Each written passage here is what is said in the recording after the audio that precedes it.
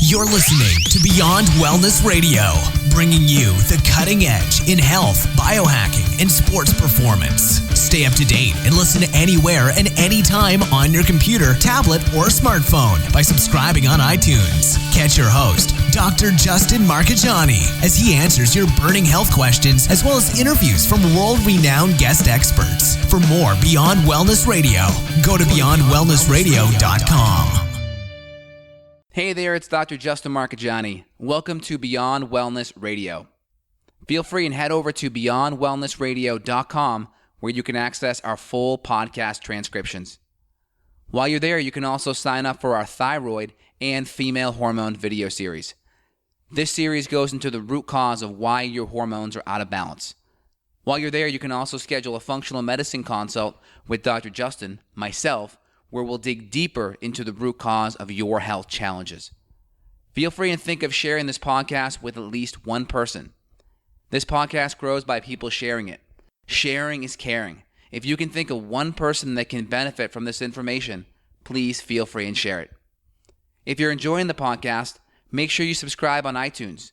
You can also click below the video or podcast where you'll see the iTunes review button and leave us a review. You can also sign up for the newsletter at beyondwellnessradio.com where you'll get updates before anyone else. Thank you so much and enjoy the show. Hey there, it's Dr. J and Evan today. We got an awesome podcast. It's a great Friday. We are live too, so anyone that's tuning in and wants to get some questions asked and or answered, we are stoked to be able to do that. Today's topic is going to be on enzymes and how they can be used therapeutically to help with digestion and to overall improve your health. Evan, what's going on, man? Happy Friday. Happy Friday. It's beautiful here. The trees are blooming. It is freezing though. We went from 70 degrees to like 30. Really? So hopefully spring is coming because I'm ready to get outside again as soon as possible and go for an extended distance hike. Got it. And people on Facebook here, if you're not hearing Evan, do your best to head over to the YouTube channel, youtube.com/justinhealth, and click on the live view so you can see Evan's beautiful mug staring back at you and get your questions answered. I'll try to be able to answer questions on Facebook as well as YouTube. So feel free and ask. Perfect. Yeah. So enzymes, where should we start? I mean, this is the importance of health. This is important for longevity. This is important for preventing or reversing disease because you've got to be able to break down your foods with enzymes to be able to actually absorb the nutrients. Time and time again, you and I run organic acids panels on people where we look at amino acid metabolites and we look at these other biomarkers where we find that people are just not digesting their food and they're not absorbing or assimilating any of their nutrients despite them spending hundreds of dollars a month on food and organic food, or they're on an AIP diet and they're buying grass-fed beef and organic veggies, but yet they've got all these symptoms because they have low enzymes. So they could have hormonal imbalances, they could have fatigue, they could have excessive hunger, they could have sugar cravings and carb cravings, which all could be tied into this enzyme deficiency because they're just not breaking down their food, they're stressed, they're not chewing their food well. We're going to break all this down today. Absolutely. I love that. So off the bat, let's talk about how your body can actually make and activate enzymes first. I think that's a really important first step. So enzymes are primarily going to be stimulated through the digestive processes and primarily the parasympathetic nervous system. So the more your nervous system is parasympathetic, right? That's the rest and digest. The more you're going to have a nice low pH in your stomach. You're going to have gastrin stimulated, all these gastric juices coming about. That's going to lower the pH because a lot of enzymes, they're actually pH driven. So if we don't hit that first domino of parasympathetic nervous system, stimulate the nice low pH, and the nice low pH is from hydrochloric acid. Hydrochloric acid kind of also has a sterilizing effect. So if you get some bad kind of junky food in there, it's going to have like an effect of taking maybe some bleach and putting it on a public picnic table. It's going to help clean it up so it's going to be more sterile environment. So think of hydrochloric acid as like the bleach in your tummy and also activates the proteolytic enzymes. It starts with pepsin. It takes pepsinogen to pepsin. So it gets the digestive enzymes going. And that nice low pH, all that food gets mixed up with that hydrochloric acid and then eventually goes down in your small intestine as released as chyme. And then it stimulates the pancreas to produce more enzymes and the gallbladder to produce more bile, which will help with fat. So that's kind of the first domino reaction. And it starts with the parasympathetic nervous system response. And it starts with having good hydrochloric acid levels. Now, one thing to talk about here, how can we stimulate our own juices? Number one, chewing your food well is going to be super important. Making sure you really chew at least one chew per tooth is a pretty good rule of thumb. Number two is making sure you're in a parasympathetic state, not eating and being on the go or eating when you're in the car. Have a good relaxation kind of state. Number three, making sure you're hydrated because a lot of the digestive juices come from the liquids that you eat. And then number four, not consuming water for the sake of hydrating while you're eating. The more you consume water while you're eating, think about it. Water's got a pH of 7. 7's going to take the pH in your gut at 2 and bring it up closer to 7. So these enzymes are pH driven. So the lower the pH, the more the enzymes are activated. The more water you drink during the meal, the more you dilute the enzymes that are already there, the more you raise the pH and you deactivate future enzymes from being produced. What do you think, Evan? Yeah, so if people want to know the number about the stomach, it's very, very acidic. 1.5, sometimes 1.2 to 3 is the range of the pH. I mean, this is so intensely acidic that if you opened up that HCl out of your stomach and poured it on your shoe, it would melt your shoe into pieces. Absolutely. But you've got to have that. And I want to just repeat that because you said it well. But in order to activate pepsin and your other enzymes to break down your protein, you've got to have an acidic enough stomach. You've got to have enough HCl production. And so you've got Absolutely. these parietal cells in there that are making the HCl. But if you're in sympathetic fight or flight mode because your body thinks you're running from a bear, even though it's just running from email, or you've got a bad boss, or you just got some bad news, or you're eating during a meeting, or you're eating at your work desk, these are all things that are not going to trigger that release. Totally. You're going to be setting yourself up for, tummy trouble. And we can talk about some of the implications of what happens if you have this hypochlorhydria state, which is this low stomach acid state that then basically sets you up for infections and things like that, which we'll get into. Totally. And again, we get questions coming from Facebook, and I apologize. People on Facebook are only seeing one side of the conversation here. But hey, Steve, how you doing? Off the bat with the gastric ulcer situation, if people have an ulceration or have gut lining issues in the stomach, one of the first things we do off the bat, if we know that history is present, we're going to use gut healing and soothing nutrients first.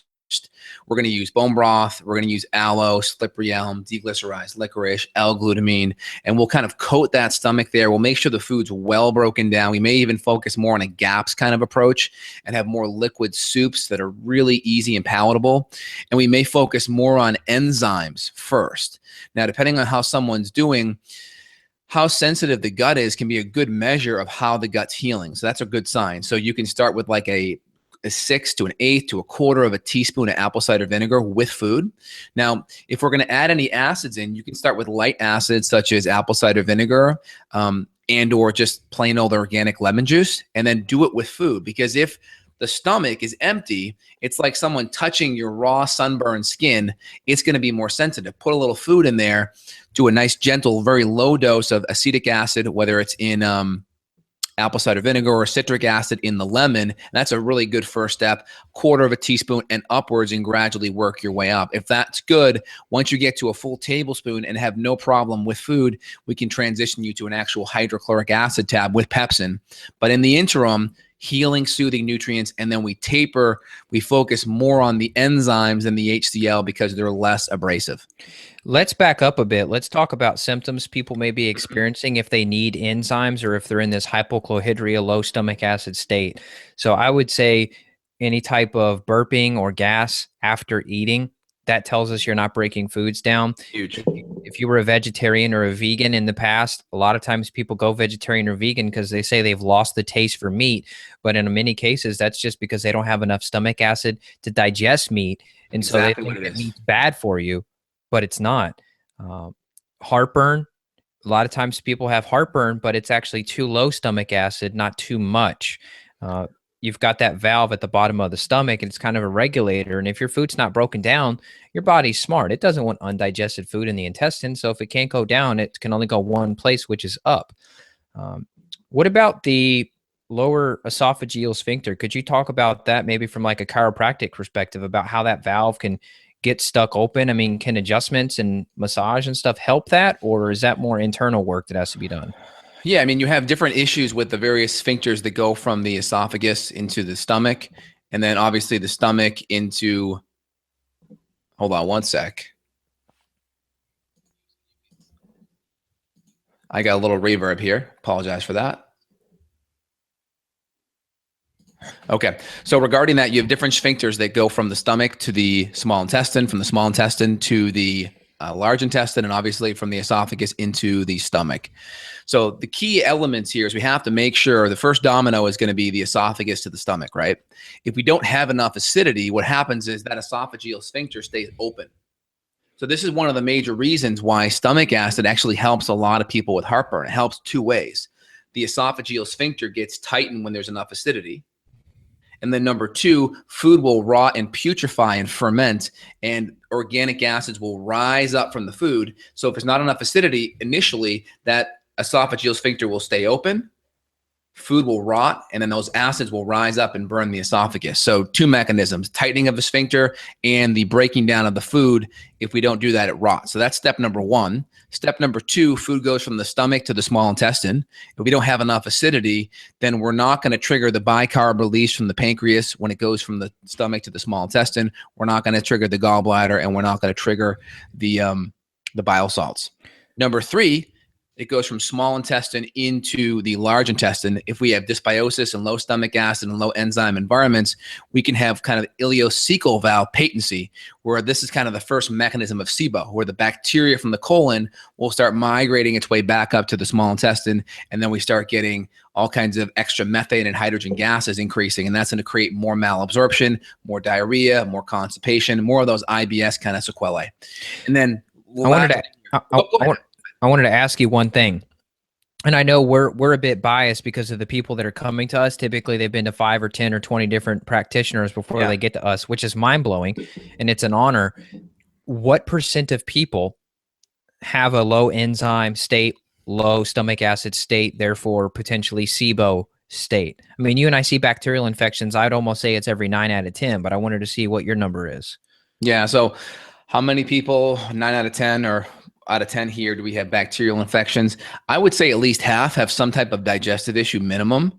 I would say out of the general public, I'd say the people that see us, I would say 100% have some level of a gut issue, even if someone doesn't know it, because people come in, let's say they don't have a gut issue. Let's say it's hormonally driven. If it's a female, it's going to be PMS or mood issues or brain fog, or if it's a man, it's going to be energy, focus, endurance, exercise, muscle mass, low libido. Again, those issues can all be affected by the gut and a couple of different mechanisms. And kind of tying it back to enzymes, we always go in our diatribes here, but if we don't have enough enzymes in digestive capacity, all the nutrients that make up all the brain chemicals, which help us focus and think and deal with stress, also the nutrients that help become our hormones. So the cholesterol and the essential fatty acids, they're going to become the precursors to our cortisol and our sex steroids. So if we have any digestive issues, any of that could be thwarted by low stomach acid and enzymes. We're not going to have the building blocks that we need to build the healthy chemicals to help us feel good, deal with stress and inflammation, and help rebuild our body.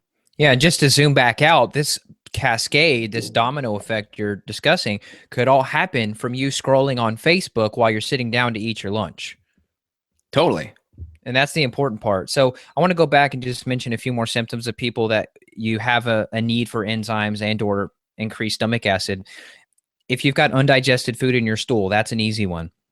If your stool is floating, that's an easy one, because we know therefore that the bile is likely not getting secreted, potentially due to a low fat or too low fat diet. So therefore you're going to have that issue. Also fingernails. So Justin and I, we talk a lot about fingernails. So if you've got chipping, peeling, very brittle fingernails, you've got ridges on the nails, that tells us that digestion's not good. You're not getting these trace minerals from your food. And then last one, we could just say anemia, right? Because if somebody's got low iron or ferritin levels, we know that they're eating grass-fed beef or bison or elk and all these delicious foods, but you're not cleaving off the iron. And so you got to have a lot of acid to do that. 100%. Again, couple just to kind of like piggyback on that, you have the fingernail issue. If you run your finger across the other finger, across the arch of it, it should feel relatively smooth. You may see some tiny, tiny lines, but when you run your finger over it should be smooth. You shouldn't see any white spots or little speckles on the finger. That's a sign of zinc deficiency. Your nail should be relatively strong. If you push it straight down in an axial lobe position, it shouldn't really bend. It should stay pretty straight and pretty strong. People that have issues with this, their nails will start to peel. They'll start to be more brittle and weak. You'll start to see vertical ridging and white spots. That's going to be your first kind of sign that you're not quite digesting protein and fat. And then obviously ionizing your minerals, especially zinc. That's number one. Number two, in females, it's super common. It's called keratosis pilaris. So if you look on a female's back of their arm, the tricep here, like this area of the tricep, you're going to see these like little dots, like these reddish kind of spots. And this is called keratosis pilaris, typically from essential fatty acid deficiencies. And a lot of times, if you don't have enough hydrochloric acid and enzymes, that will show up. So if you walk through airports or see lots of people, you're going to see that commonly on a lot of females' arms, especially birth control pills can exacerbate it more. Why? Because it affects digestion. Oh, yeah. And my wife, for example, it affects nutrient deficiencies too, B vitamins, minerals, and such. So I've got two personal anecdotes to what you're talking about. So when you first looked at me and you said, Evan, you've got a parasite. I actually had two parasites and my nails were terrible. Now they're starting to get much better because I've cleared the infections and now I'm supplementing with enzymes like, it's water. I love them. I take them with every meal. But also my wife, when she was on birth control pill as a teenager, she had major keratosis pilaris on the back of her arms. It was crazy. I mean, massive amounts. And she thought that, oh, my mom had it, so I should have it. No, that's not the case. And so now with the fish oil, high potency fish oil, the enzymes, and then making sure the gut's healthy, it's gone. And it's amazing. Yeah, I mean, typically, like birth control pills can affect the pH in the intestines, primarily the urinary tract. That's why one of the big things you see with females on the birth control pill, you'll see increase in yeast infections. It can affect the pH in that vaginal kind of environment, and obviously can have an effect in the gut too. So the more you allow negative competing opportunistic microbes to kind of invade in there, they're going to shift the environment to be more favorable to them. And that's going to take away from digestion capacity. And the more your digestion's down, harder to break down those proteins and fats and ionized minerals. And then you can start getting those deficiencies. That's why B vitamins and minerals and essential fats are one of the first deficiencies you'll see on birth control pills. So tying it back in here, enzymes are super important. A couple of questions from YouTube. pH, like the whole idea of pH, I mentioned, people say you want to be alkaline. Well, the question is where? Where do you want to be alkaline, right? When the stomach, you want to be very acidic. In the stomach or in the small intestine, you want to start becoming alkaline again. As you go back in the colon, you'll start to be a little bit more acidic. The urine typically is going to be a little bit more acidic because you're putting more acidic waste out through it. You're going to have bicarbonate that's going to bind with CO2 in the blood to help breathe out the CO2. So you're breathing out acid via the CO2. You're making bicarbonate in the blood. There's a lot of different pH regulatory systems that are happening. The biggest thing that's going to affect pH is inflammation. Inflammation is going to have an effect on pH 100 to 1,000 times greater than your diet. You'll see Say that again. Yeah, your pH is going to have about 100 to 1,000 times more of an effect because of inflammation due to your body, not because of your diet. Now, your diet, you can have inflammatory things in your diet, such as grains and excess sugar and trans fat. But again, meat, people say meat's acidic, right? About a 5 or so on the 5 to 5.5 on the pH scale, which is logarithmic, but grains are 10 times more acidic than, let's say, meat.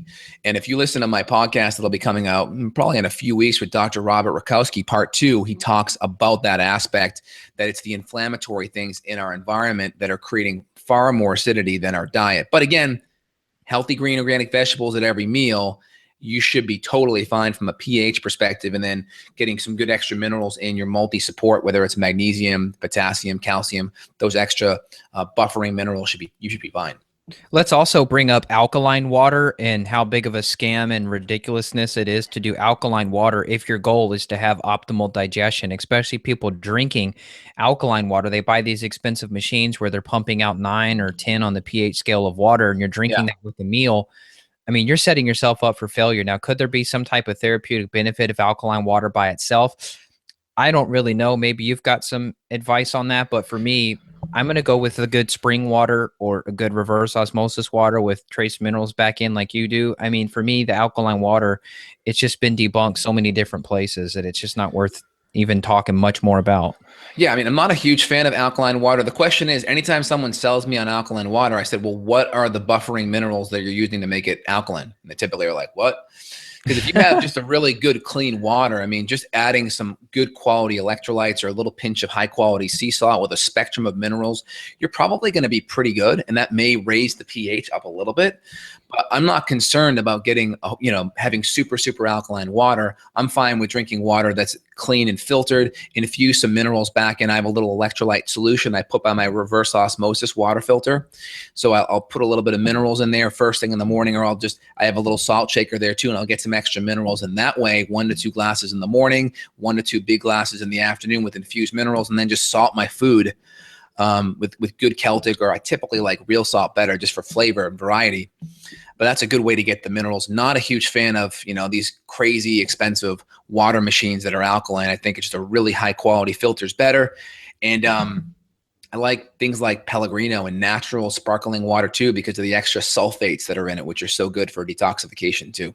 Yeah. So I want to ask you chicken or egg question, and then we can probably hit some of these YouTube questions about like hiatal hernias and HCl supplementation, all that. Yeah. It's hard to say, did someone get a low enzyme, low HCl state, which then led to undigested food particles, which then led to intestinal permeability or leaky gut, which then set them up for SIBO or parasite infections? Or did the infection come first? Like I told you about yesterday, I had a little 4-year-old girl that got her stool test back and she had 2 parasites. And it's like, that being that young, we would assume that HCl and enzyme production would be pretty good, being a tiny little kid, but she had tons of rounds of antibiotics.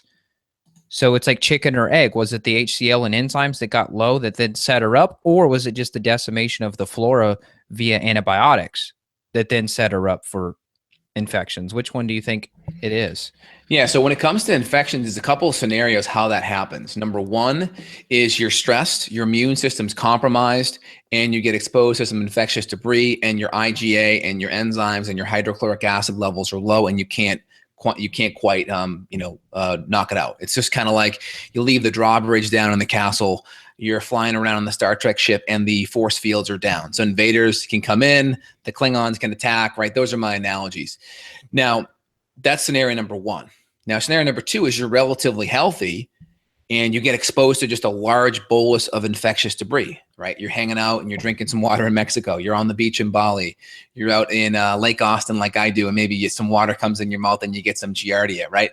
So those are the two major scenarios. And then scenario number three is, I would just say food vector, the compromised immune vector. Those are going to be the two biggest ones. There's a couple other ones, and that's going to be the animal vector. You're just getting exposed, or you're letting your animal lick your face all day, and you just you're not connecting the fact that your cat may have crypto, and now you got the crypto infection. Or I've seen it with dogs and Giardia. Super, super common. What about this question here about, can a hiatal hernia cause hypochlorhydria? What's your experience from like a chiropractic perspective on hiatal hernias? Can you fix those chiropractically, and will that cause low stomach acid? So regarding hiatal hernias, and I just posted the link online for people on YouTube or Facebook that want to see the full kind of dual side of it. We only can do my side with the technology we have here. But regarding hiatal hernia, in my opinion, that you're only fixing a symptom of the hiatal hernia if you're doing a chiropractic adjustment for it.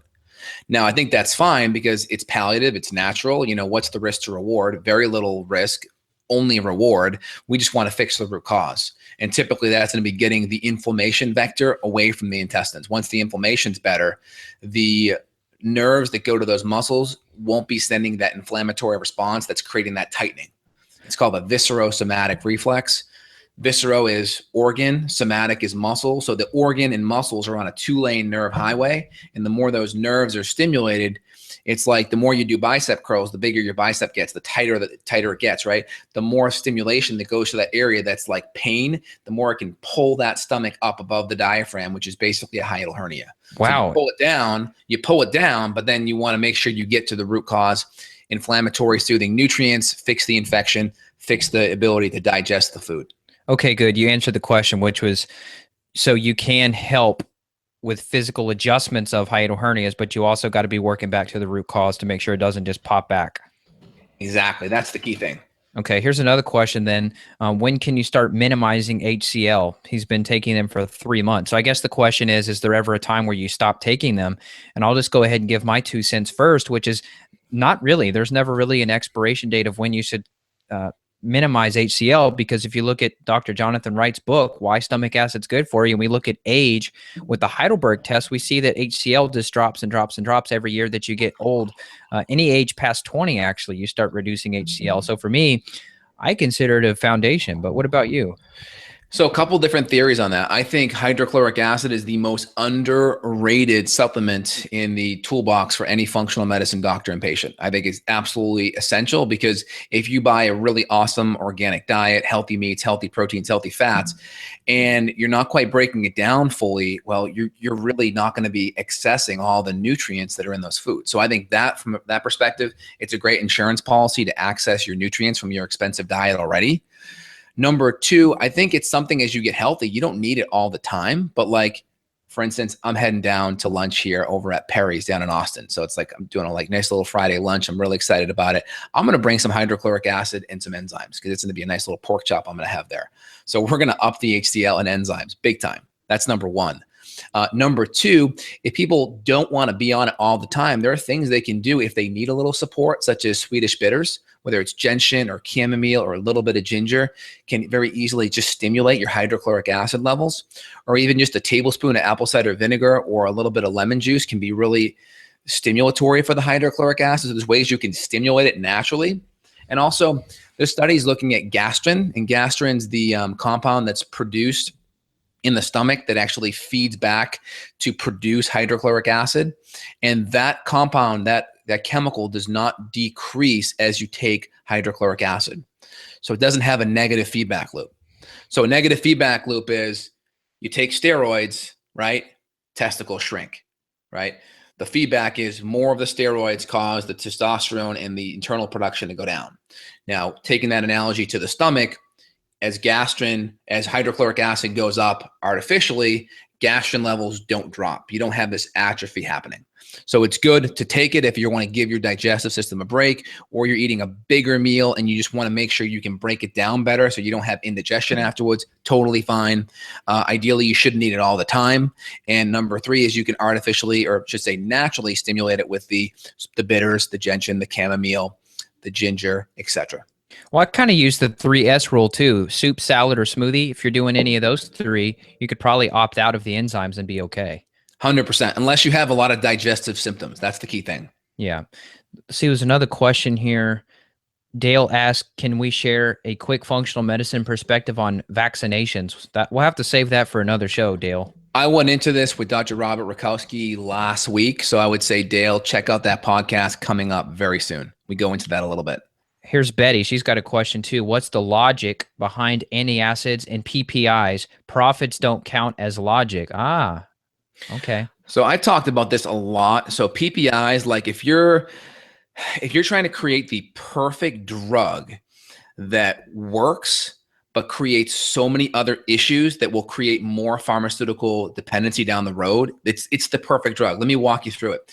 So you have acid issues because you're not digesting your food, right? You have, the esophageal sphincters open, the food's not digesting, it's rotting in your gut, the acids are rising up and hitting the top part of your throat. You start having symptoms. The first thing you may reach for is an over-the-counter Tums, right? Calcium carbonate lowers the acidity. It works. You feel better. Eventually, you need to reach for like Nexium or Omeprazole or some kind of Prilosec, a proton pump inhibitor that prevents the hydrogen binding to the chloride molecules that makes the hydrochloric acid. So then you start having less acid reflux symptoms. It works. You feel better. Now, the problem is the more you shut down those proton pumps, the less stomach acid, typically the less enzymes, one of the things that starts happening is you become dependent on it because the gut lining becomes so irritated and inflamed. You're not digesting your foods. So then what happens is you don't break down the neurotransmitters, you don't break down the fat and the protein that become the neurotransmitters and the hormones. So you start having mood issues. So now your chance of antidepressants goes up. Your chance of having more anxiety because you don't have the L-theanine and a lot of the GABA coming in. So your chance of benzodiazepines goes up. You're not breaking down the cholesterol. So your chance of needing Viagra goes up because you have erectile dysfunction because you can't make your sex hormones. You become more inflamed typically. So then your chance of needing a cholesterol medication goes up because inflammation will increase your cholesterol. And the more you can't break down certain minerals like magnesium, your chance of lisinopril, hydrochlorothiazide, ACE inhibitors, blood pressure medications goes up. So you can see what happens. You're on this medication and all these other medications are needed to help manage all of the symptoms that come from it. It's crazy. Yeah, I was going to mention some of the research too. I mean, there's research that links PPIs to kidney disease, dementia, heart attacks, bacterial overgrowths, infections, bone fractures, and also the fastest growing type of esophageal cancer. So there's a lot safer ways of dealing with heartburn than a PPI.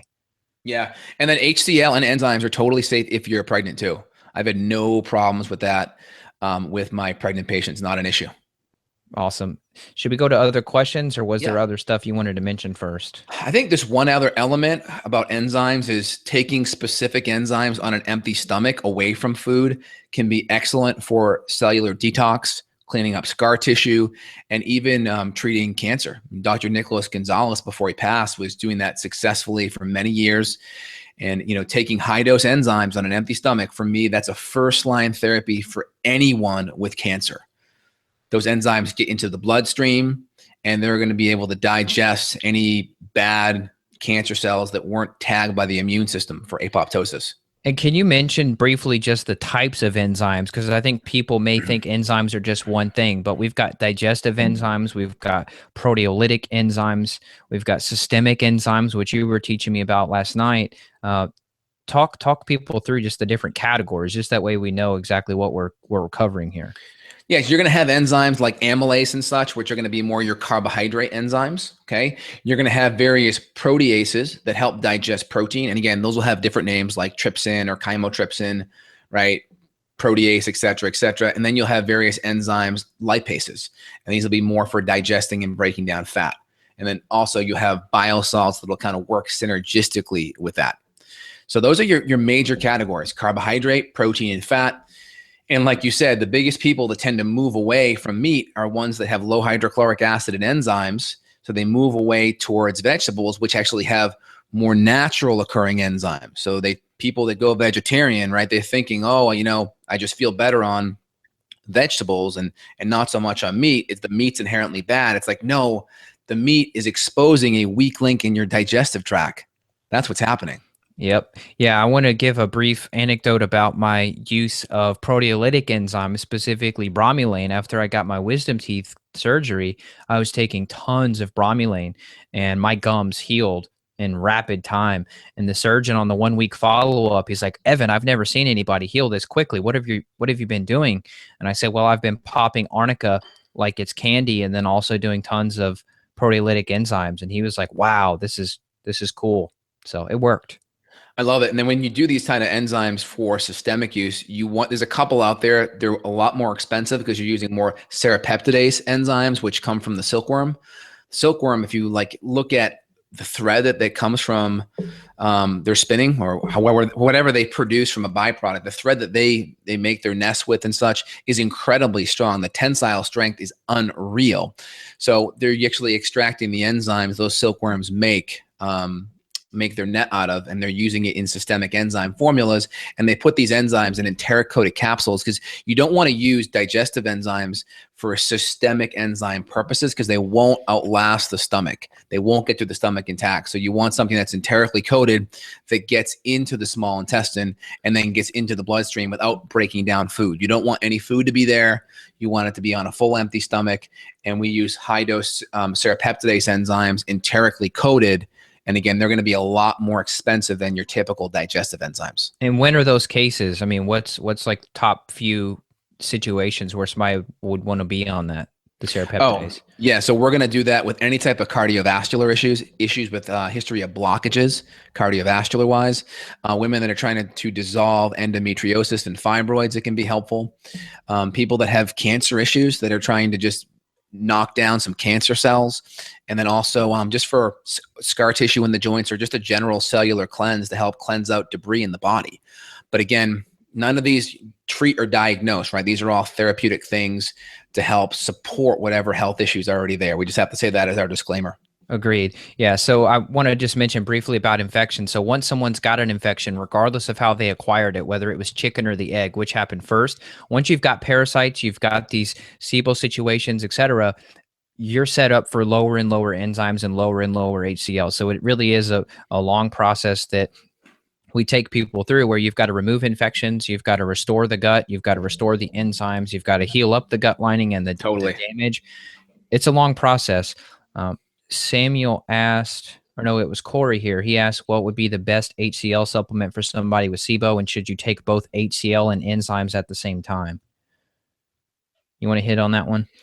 Yeah, take HCl and enzymes at the same time. Absolutely. Because you have to, in my opinion. I mean, enzymes, the only time I give them by themselves, if someone's gut's just really raw and they can't handle it. But again, hydrochloric acid will help your body make its own enzymes by activating it via pH, via low pH. Well, and I wanted to mention too, you know, you and I've both got professional enzyme formulas, but the dosing is pretty conservative for that reason. So you may only get 200 milligrams of HCl per one capsule of enzymes. And that's so low that unless you're just terribly inflamed, you should be able to tolerate such a low dose of HCl like that.